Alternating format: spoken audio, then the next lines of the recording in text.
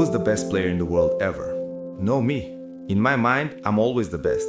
I don't care what the people thinking, what they say. In my mind, not just this year, but always, I'm always the best. I'm always going to say that because I think we have to thinking we are the best in our area. So in my area, I think I'm the best. Do you think what makes you different to the others, to the next rung on the ladder, if you like, of very good players, is the dedication level that you put in? I think I'm good, but I think my main strength, it's my mind. I think it's my strongest point, it's my mind. The numbers, they don't lie. If you see during the last 15 years, my level, it's always kind of the same. So effort, dedication, work hard, because the talent is not enough anymore. And if you're not dedicated 100%, not going to reach the level that you want. For example, you arrive home, you had a lunch, you do the quick nap, and you wake up, you play with your kids. It's part of my sacrifice, my obsession to win, to have success, you know? When I say success, it's I work for that. Talent is not enough. I dedicate myself so much that this is part of me. Records is part of me. I don't follow the records follow me, which is different. Are you addicted to winning? Yes, I am. I'm addicted to the success. That's the thing that really drives me. Yes, I think so. And I think it's not something bad. I think it's good, motivate me. And I have to go to the gym at least 30, 40 minutes. But this will make the difference in the end of the day, you understand? If you not do it, that work, you miss one, the next day, it's 2 sessions that you lost, and I know in the end of the day, in the end, they're gonna make a huge difference. This is why I'm 34 and I look 28. I remember when I was 18, 19, 20s, I'm always looked to see the best players. Mr. Roy, Ferdinand, Roy King, and Giggs. This is why I have the successful that I have in Liberty, because I take care of my body, my mentality, my head, because I see these guys and I learn from them. When you try and give advice to these younger players, what do you say to them? What do you try and guide them to be like? I think the best advice, I'm not the kind of guys to like to give advice. I prefer to be as example. Yes, because I'm example. I'm there every morning and doing the same stuff. I'm probably the first ones to arrive and the last ones to go out. I think the details speak for itself. So I mentioned a few interesting words there. System, which is on the page. You also said mentality. How crucial is that? Can you be successful if the mentality isn't right? Impossible. I think it's the main point. I'm always speak with my friends and we have the chat about football, the games, and they all speak about the system. But the system is useful if the mentality is not there in a pitch. This is why I say we have long way to improve, because for me the most important things it's for you to look yourself and say I can do it better. I can help the team much more. The system is important, yes, it's important. Everything is important. The small details make the huge difference in the end of the day. But for me, the most important thing is the mentality. For you to help the team, the right mentality, self-talk, positive. I think it's all the details depends of you, not the coaches, the fans, the press, depends of you. If you're proud of yourself and you have some dignity, I think you have to do it much more. This is why as people know, I'm a challenge person. I like to challenge first of all myself. I think it's the most important. It's great. This has given me motivation to still work hard and better in my job. But I have to say, to be in my shoes is not easy. But I'm not complaining. I just want to say that I feel happy. All this happened because the reason is I'm unbelievable inside the pitch. This is why the people have so much interesting on me. The league, to win the league, it's a marathon. It's not a sprint, 100-meter sprint. You have to be consistent. The best players always follow the best players. They want to be in the top of the game because they are the ones they are there. You cannot rest or sleep because the other one can pass you. Of course, we fight with everyone, with Neymar, with Messi, with Lewandowski, with Higuain, with the top of the best players in the world. So comparisons is healthy and we fight, to be the best. This is why my main point is to be better than them year after year. In my opinion, the main point is they should coming from inside you. You should be. Is there anything that Lionel Messi is better than you? It's opinions. I respect the opinions. Maybe in your opinion, Messi is better than me, but in my mind, I'm better than him. It's so simple as that. Is that rivalry a good thing? For me, rival don't exist. The means of this world is don't exist. Rivals is in a war. This is it. We have a rivals in football. No, it's just a game. Not just in the games. I'm in a train, I'm like that in a home with my sisters, with my mom, with my nephews. I'm always try to competitive hard and try to win. I'm like that, you know. I never change, and because I like what I do. I like my life. I'm a happy person. When I was 12 years old, most of the people told me, Christian, you are very, very good talent player, but you are very skinny, very slim. And I put it in my mind, the body, we can improve. You can improve. You go to gym, dedication, and not work. You can improve. So I improve myself. You have to work. I try to do it almost every day. This is why I'm in the top level many, many years, because I do it extra outside the pitch. Because I really like to put myself in a pressure to see what I can do. Maybe sometimes I agree. Maybe I have bad image in the pitch because I'm too serious. I take serious. But if you really know me, if you are my friend, if you live inside my house, if you share the day with me, you will know that I eat to let. The people who call me arrogant, most of them are like, one day to sit with them and to have a shot with them to see which way they see that I'm arrogant, because I think they have to sit with me, to speak with me, to know who is real Cristiano. What's your secret? Because you're showing no signs of slowing down. No secrets don't exist. The secret is dedication and hard work. To be able to work 100% all the time. This is, if exist words, this is my secret. It's the last years. As a business, there are so many things that I'm disappointing. The passion for the game is still intact. But in the same way, I saw other things as well, which is surprised me.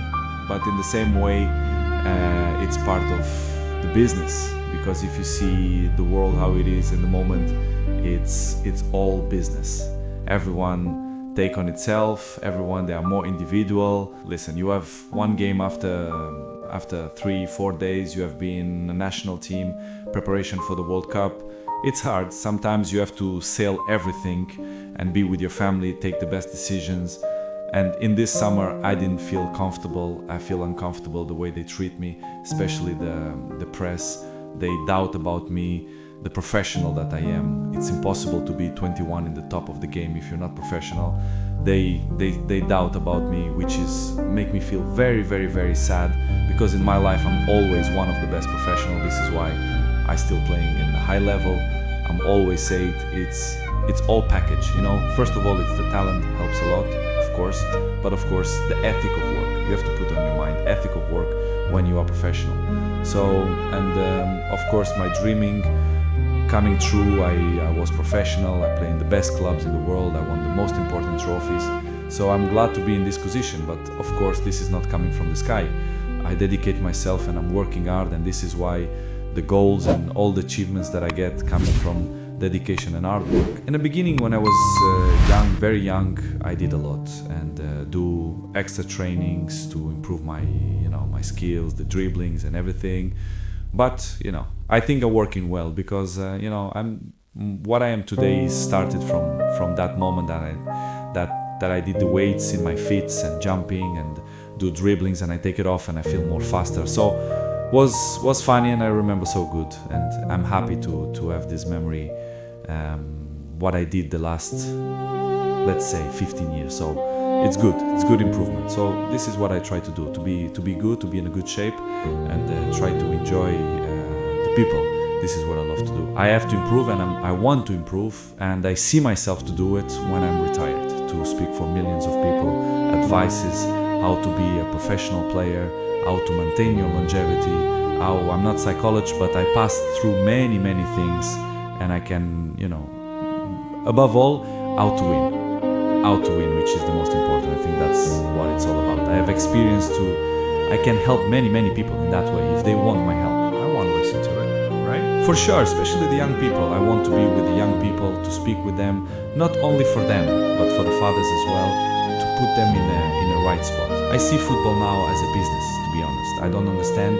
They treat you players like a piece of meat. I say yes. You say everything, it's true. When they want you, when they count with you, they give you everything. When they don't, they try to make a hard life to you. I see football, I'm always say it was the toughest time in my life. It was when I left my family, with 11 years old to live in a different world, which is Lisbon, in the same country, but it looked like it's a different part of the world. I was crying almost every day to miss my family, but I'm not regret because it was probably the more intense moments in my life that I lived through. So without sacrifice, cannot win nothing. So I did an unbelievable sacrifice, my family too, and I think I did a good option. It's stupid question when the people say they are not the same. Nobody's the same. Day by day we're getting old, every one of us, you understand, is normal. You have to adapt, and I think nobody in this game have this brain that adapt with his age. I'm not gonna say that I'm the same that when I was 20, of course no, but I'm adapt and I'm be smart to know my strength, what I'm good to do, and I'm still playing in high level and I score goals, and I will continue to score goals if my mind is clear and happy, and if the people surround me that help me to be a successful player. Especially the coach, the president, directives. But when you feel that the energy don't goes around you, it's difficult you to be yourself, which has happened. This is what's happened with me when I arrive in Manchester United. I always be available to help the team, to do the good things, to put in the right spot, to compete with the best teams. But word to advice to the club, because the trophies that I won, individual and collective, I think I can help a lot. But when the infrastructure is not good, they criticize me when I don't speak. Of course, when I'm going to speak, they criticize me even more. But it's something that I can deal with that. I know I'm going to disappointing a few people. Maybe I'm going to make happy a few people. But it is what it is. The life it's completely difficult.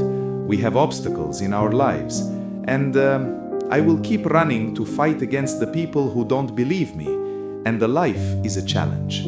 And I want to the people that they are wrong. Nobody's perfect. Episodes in the life we all have is part of the human being.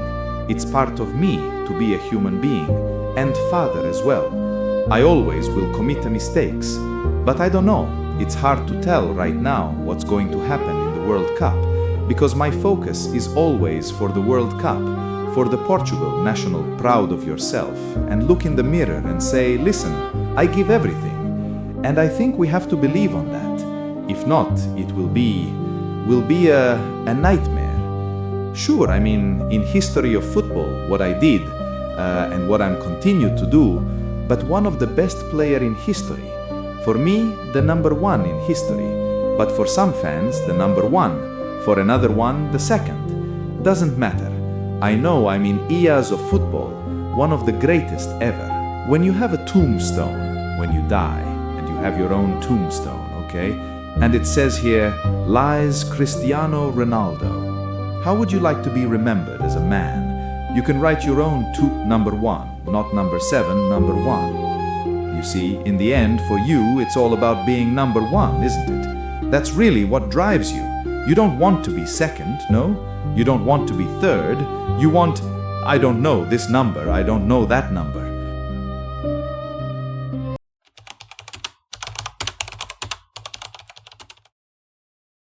You don't have a motivation problem. You don't have a discipline problem. You have a thinking problem. Your mind is chaos, reactive, cluttered, jumping from thought to thought like a drunk stumbling through traffic. And you wonder why your life feels out of control. It's because your head is out of control. And today, I'll teach you something they never taught you in school. How to actually think. Not memorize, not react. Think. Learn this and you'll see moves before they happen. You'll solve problems that paralyze others. You'll walk through chaos with clarity while everyone around you panics. Listen carefully. Your mind is either your greatest weapon or your worst enemy. It's time you decided which one it will be. You spent years in classrooms. They taught you history, mathematics, literature, science. They filled your head with facts and dates and formulas, but they never taught you how to think. They taught you what to think, which answers to give, which boxes to check, which opinions to hold. But the actual process of thinking, the skill of reasoning clearly, analyzing deeply, deciding wisely, they left that out. And now you're walking through life with an untrained mind, a mind that reacts instead of plans, a mind that panics instead of calculates, a mind that's been shaped by everyone except you. That's why you keep making the same mistakes. That's why you feel overwhelmed when problems stack up. That's why you freeze when decisions need to be made. Your mind was never trained for war, and life is war. I learned to think in the trenches of France, when a wrong decision meant death, when hesitation killed faster than bullets, when the only men who survived were the ones who could process chaos and find clarity in seconds. That's where thinking became survival, and that's where I learned that an untrained mind is a liability, a weapon pointed at your own head. You need to fix that, and you need to fix it now. There are two types of minds in this world: the reactive mind and the strategic mind. The reactive mind waits for things to happen, then scrambles to respond. It lives in constant crisis mode. Something goes wrong, it panics. Someone says something offensive, it explodes. A problem appears, it flails. This mind is always behind, always catching up, always exhausted. The strategic mind is different. It doesn't wait for events, it anticipates them. It sees the problem before it arrives. It plans the response before it's needed. It moves through life 3 steps ahead, while reactive minds are still processing step 1. Which mind do you have? Be honest. When something goes wrong in your life, what happens? Do you pause, analyze, plan? Or do you feel the emotion first and let that drive your actions? When someone insults you, do you respond from strategy or from wounded pride? When a crisis hits, do you think clearly or do you spiral? The answer reveals everything. Animals react. Instinct drives them. A loud noise, they run. A threat appears, they fight or flee. No thought, no calculation, pure impulse. A strategic man is different. He feels the instinct, the fear, the anger, the urge to react, but he doesn't obey it. He pauses, he processes, he asks, what's actually happening here? What do I want the outcome to be? What move serves that outcome? That pause is everything. That pause is the difference between a man who controls his life and a man who's controlled by it. In chess, beginners think one move at a time. They see the board as it is and make a decision based on the present. They lose. Masters think differently. They see the move they're about to make, the response it will trigger, and the move after that. They think in sequences, not snapshots. Life works the same way. Before I make any decision, any move, I ask 3 questions. What happens if I do this? What will they do in response? What will I do after that? This is how you stop being surprised. This is how you stop walking into traps. This is how you stay ahead of people who think they're clever. When a man comes to me with a deal, I don't just evaluate the deal. I think about what he gains if I accept. I think about what he'll do once he has what he wants. I think about where that leaves me in 6 months. When I say something in a negotiation, I've already anticipated the 3 most likely responses and prepared my counter for each. When I make an enemy, I've already mapped out how he'll try to hurt me and built defenses before he even plans his attack. This isn't paranoia. This is strategy. You're losing in life because you're playing one move at a time. You make a decision, something unexpected happens, and you're scrambling again. Start thinking in sequences. Before you speak, ask, what will this trigger? Before you act, ask, what doors does this open? What doors does this close? Before you commit to anything, ask, where does this lead in 3 moves? Train yourself to think ahead, and you'll stop being ambushed by consequences you should have seen coming. In a world full of noise, clarity is power. The man who sees clearly while others squint through fog, that man wins, not because he's stronger, not because he's faster, because he understands what's actually happening while everyone else is guessing. I've sat in rooms where tensions were high, where voices were raised, where chaos was swirling, and while others were shouting, I was watching, listening, cutting through the emotion to find the fact. What does this person actually want? What are they afraid of? What's the real problem underneath the noise? When you can answer those questions, you own the room because you understand what's happening better than the people living it. Clarity comes from distance. When you're inside the storm, you can't see its shape. You're just getting wet. But when you step back, when you create space between you and the chaos, suddenly the pattern reveals itself. That's why I don't make decisions when I'm angry or excited or afraid. Those emotions are fog. They cloud the lens. They make small things look big and big things look small. I wait until the fog clears. I wait until I can see the board clearly. And then, only then, do I move. This takes discipline because emotions want you to act now. They scream for immediate response. But immediate response is almost always the wrong response. So train yourself to pause, to breathe, to ask, am I seeing this clearly or am I seeing it through emotion? The man who masters this becomes dangerous because he's never tricked by his own feelings. He never walks into traps his emotions set for him. He sees, and seeing clearly is half the victory. Your emotions are liars, not always, but often enough that you should never trust them completely. Fear tells you to run from things that won't hurt you. Anger tells you to destroy things you'll need later. Excitement tells you to grab things that will poison you. Anxiety tells you everything is dangerous when almost nothing is. These are survival mechanisms, useful when humans lived in caves and every shadow could be a predator. But in the modern world, they misfire constantly. I've watched men ruin their lives because they couldn't separate what they felt from what was true. They felt disrespected, so they started a war they couldn't win. They felt afraid, so they ran from an opportunity that would have changed everything. They felt certain, so they bet everything on a hand they should have folded. Emotion masquerading as truth, that's the trap. Here's what I do. When I feel something strongly, especially when I feel the urge to act on it, I stop. I isolate the emotion.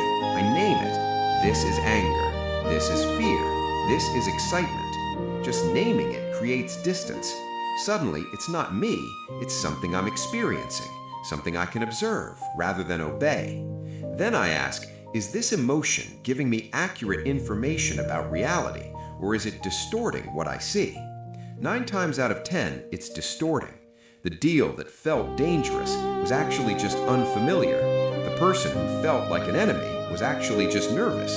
The opportunity that felt perfect had obvious flaws I couldn't see through the excitement.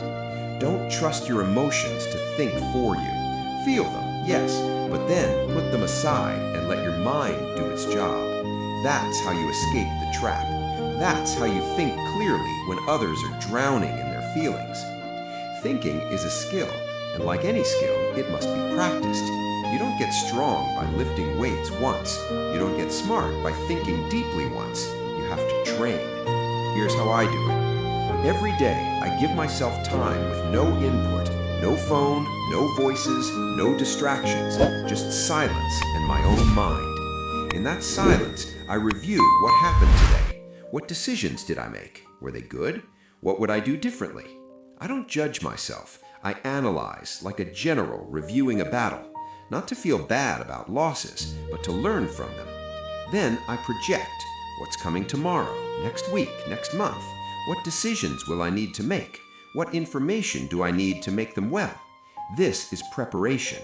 When the moment arrives, I've already thought about it. I've already considered the angles. The decision doesn't catch me off guard. You can do this too. Start with 10 minutes every morning or every evening.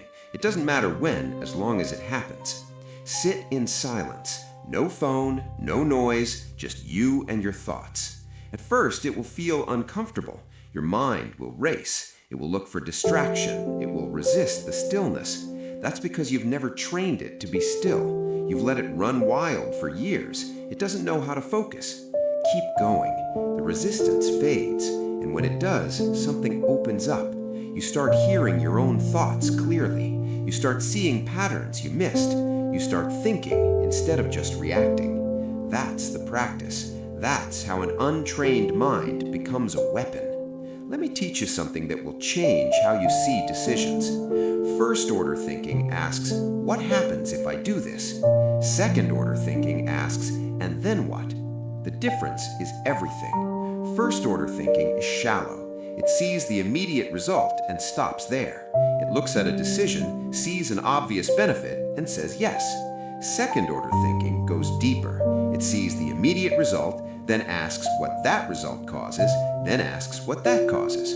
Example, a man is offered easy money.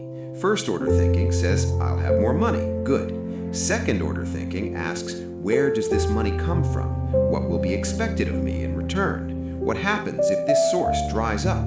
What happens if someone finds out? What kind of man does this make me over time? Suddenly, the easy money doesn't look so simple. I've made every major decision in my life This way, not just asking what I'll gain today, but asking what chain of events I'm setting in motion. Because every decision is a domino. It doesn't just fall, it knocks something else over. And that thing knocks something else. And before you know it, you're living with consequences you never considered. Train yourself to think in chains. When someone offers you something, don't just ask what you're getting, ask what you're starting. When you're about to act, don't just picture the immediate result. Picture where you'll be in a year if you follow this path. The man who thinks in chains sees further than the man who thinks in moments, and the man who sees further wins. Your mind produces thoughts based on what you feed it. Garbage in, garbage out. That's the law. If you fill your head with noise, social media drama, pointless arguments, outrage, gossip, your thinking will be noisy, cluttered, shallow. If you fill your head with substance, serious books, real problems, thoughtful conversations, your thinking will sharpen, deepen, clarify. What are you feeding your mind right now? Look at your inputs honestly. How much of what you consume is designed to help you think, and how much is designed to keep you distracted? Most content exists to capture attention, not to improve minds. It's designed to trigger reactions, anger, lust, envy, outrage, because reactions keep you scrolling. Reactions keep you hooked. But reactions are not thinking. They're the opposite of thinking. They're what happens when thinking stops. So guard your inputs like you'd guard your food. You wouldn't eat poison and expect to be healthy. Don't consume mental poison and expect to think clearly. Choose books over feeds. Choose deep conversations over group chats. Choose silence over noise. Protect what enters your mind, because what enters your mind shapes what exits it. In the middle of chaos, the still mind wins. Not the fastest, not the loudest, the stillest. Because stillness is clarity, and clarity is power.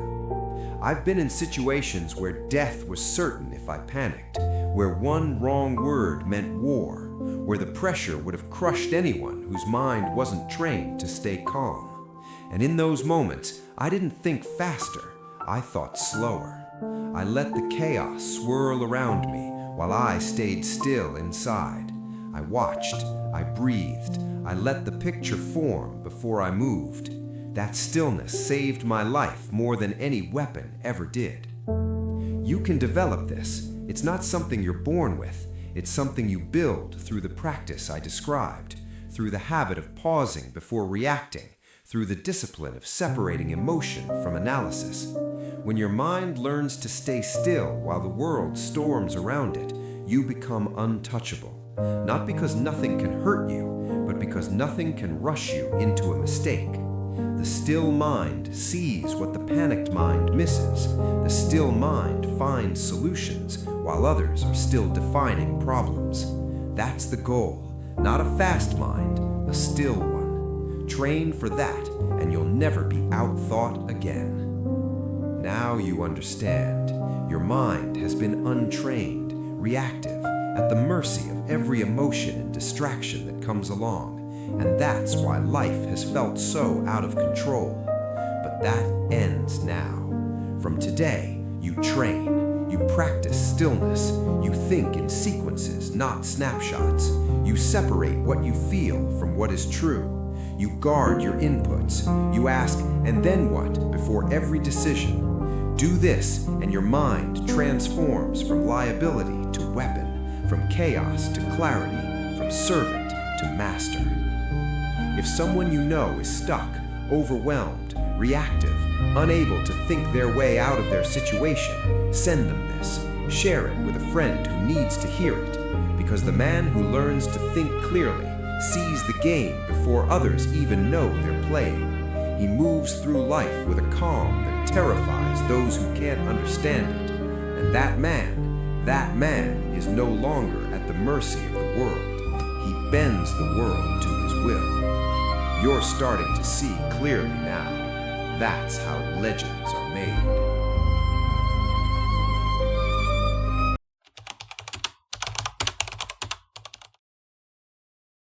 There's a lot of things that can wreck your chances to do well. We live in a rather dangerous world. So you got to be not only wise, you got to be careful. And attitude diseases are deadly. I mean, they'll destroy all the good things you start. So we'll go through those attitude diseases, how to spot them, how to look for them, what they are, and the cure. And I'm a pro on these because I've had them all, so I can give you excellent advice on these. Here's the list. Attitude diseases. Number 1 is indifference, the shrug of the shoulder. The guy's not even concerned.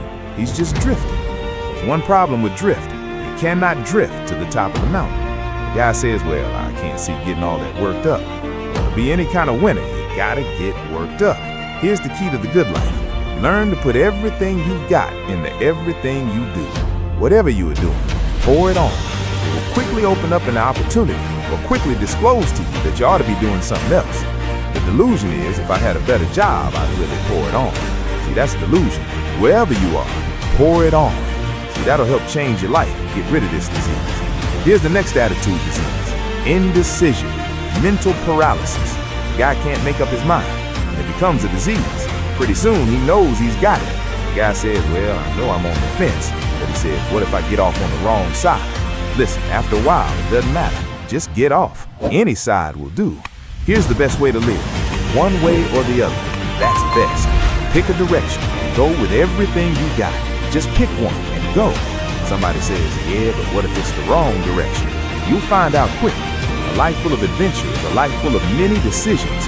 The ones that turn out to be wrong give you better experience to make better decisions.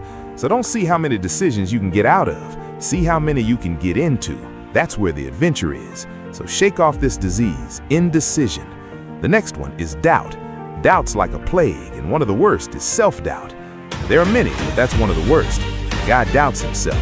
Doubts if it'll last that long for him. Doubts if he can do that well. Doubts if he can make that much. Doubts if he can accomplish all that. A chronic, excellent self-doubter. You can imagine what damage that does to your future. So here's the key. Turn this coin over and become a believer. There's many things to believe in. One of the majors is yourself. The understanding of self-worth is the beginning of progress. Now, those three don't get you. This one will. Worry. That's a devastating disease. Worry. Worry causes health problems, social problems, personal problems, family problems. It's devastating. Worry long enough, it'll drop you to your knees. Could reduce you to begging. I know how bad this one is. I used to have it bad. I used to be known as a super worrier, not a super warrior. No super warrior. My family wished I'd have been a warrior. I got those years to make up for it. But I tell you what, my advice to you is, do what I finally did on worry. Give it up. Who needs it? I'm not saying it's easy. I'm saying it's worth it. It took me almost 1 year to kick the worry habit, and it was not an easy year. It was one of the toughest years I ever spent, but I finally got that monkey off my back, and I discovered you could live the most incredible life free of worry, not free of challenge, not free of difficulty, free of worry. I learned how to do it, and you can. Here's the next attitude disease: overcaution. Some people never will have much. They're too cautious. Now, you can also be too reckless, but you can also be too cautious. This is called the timid approach to life. And my caution was always the risk. Risk used to drive me right up the wall. I used to say, what if this happens? It's called the language of the poor. What if this happens? And on top of that, if this was to happen, look at the fix I'd be in. I better not try. I could always ace myself out. Then I tell you what changed my whole life when I finally discovered it's all risky. The minute you were born, it got risky. If you think trying is risky, wait till they hand you the bill for not trying. If you think investing is risky, wait till you get the tab for not investing. See, it's all risky. Getting married is risky. Having children is risky. Going into business is risky. Investing your money is risky. It's all risky. I tell you how risky life is. You're not gonna get out alive. That's risky. The Englishman says, well, if that's the way it's gonna work out, let's give it a go, right? That's what it's for. Give it a go. Somebody says, yeah, but I'm looking for safety and security. Fine, then huddle in a corner. We'll cover you with a sheet, bring you 3 meals a day, and we'll protect you, feed you, look after you, care for you. We won't let anything happen to you, and you'll probably live to be 100. The guy said, well, yeah, I'd live to be 100, but what a way to live, right? What a way to live, safe and secure. Don't ask for security, ask for adventure. Better to live 30 years full of adventure than 100 years safe in the corner. Here's the next attitude disease. We're almost through with this madly list. In fact, we're almost through. Hang on. The next one is pessimism. The deadly disease of always looking on the bad side, the problem side, the difficult side, checking all the reasons why it can't be done. The poor pessimist leads an ugly life. He doesn't try to figure out what's right, he tries to figure out what's wrong. He doesn't look for virtue, he looks for faults. And when he finds them, he's delighted. How ugly this is. The poor guy looks through the window, doesn't see the sunset, he sees the specks on the window. And this is the poor guy, right, who rushes up, takes such leave of his senses. This guy rushes up and he says, I've got 5 good reasons why it won't work. He's so dumb, he doesn't know all he needs is 1. He's got 5. To the pessimist, the glass is always half empty. To the optimist, the glass is half full. Why would the same measure affect people 2 different ways? Answer, it all depends on how you look at it. Our lives are mostly affected by the way we think things are, not the way they are. The way we think they are affects us most. There's a subject we don't have time to get into tonight called better thinking habits. One of the major things Shof taught me when I met him. He said poor thinking habits keeps most people poor. Not poor working habits. Most people work hard, but they don't think hard. And Shof taught me that the mind is like a factory, a mental factory. And whatever you think about all day long pours ingredients into this mental factory. And that's what builds the economic, social, financial fabric of your life. As you think, so you become. How awesome. When he talked about poor thinking habits, he had me. I used to start the day reading the morning newspaper. I mean, you can believe that or not. I'd get a cup of coffee and read the paper. I'd load up on wars and riots and murders and stabbings and killings and bank robberies and muggings and car wrecks and tragedies. I'd even read the back pages. I seemed to like that stuff for some weird reason. I'd load up on all that, and then I'd start the day. You can imagine the kind of days I used to have. You walk around on your financial knees. They call you economic pee-wee. The guy says, I want to be a great leader. Wonderful. The first thing we do is follow him to his house. When we get there, we walk in and check his library. Number 1. Somebody says, well, why check his library? The reason is because what a man reads pours massive ingredients into his mental factory, and the fabric of his life is built from those ingredients.